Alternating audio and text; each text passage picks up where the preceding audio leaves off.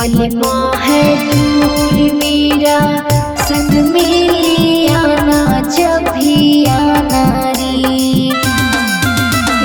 चंदारी। बलमा है दूर मेरा, संग में ले आना जब भी आना रे।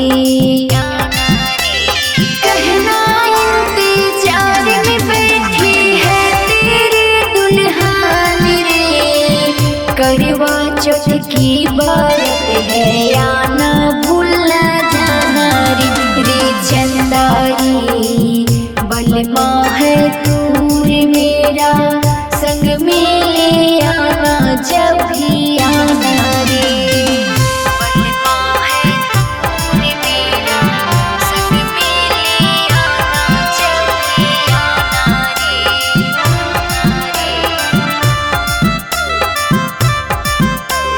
चंदारी। तेरे ना हो जाए कहीं, उनको बताना जल्दी लाना रे। मेहंदी के रंग छूटे ना छूटे, साथी तेरा प्यार तोड़े ना टूटे।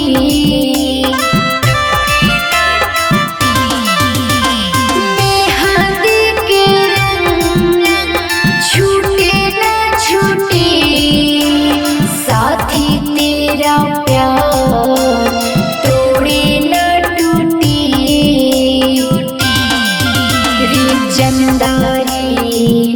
प्रेम की डगर में भूखी प्यासी है दासी, ये बताना रे। कहना इंतजार में बैठी है तेरे दुल्हन रे, करवा चौथ की बात है आना भूलना जाना रे चंदारी। बलमा है दूर मेरा, संग में ले आना जब भी आना रे। बलमा है दूर मेरा, संग में ले आना जब भी आना रे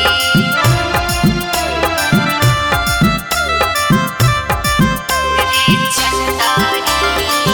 तेरे ना हो जाए कहीं, उनको बताना जल्दी लाना रे।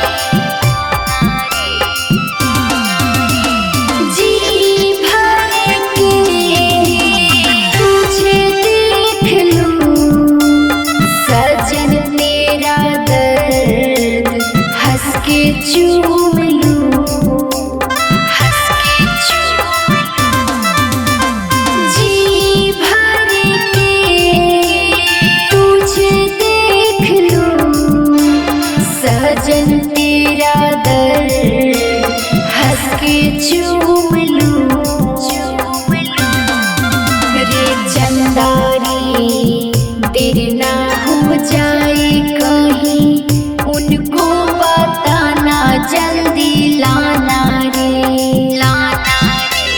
कहना इंतजार में बैठी है तेरी अंजनी रे, करवा चौथ की बात है आना भूलना जाना रे चंदारी।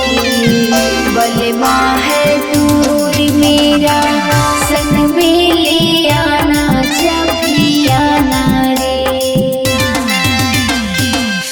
बरून रिकॉर्डिंग स्टूडियो गया।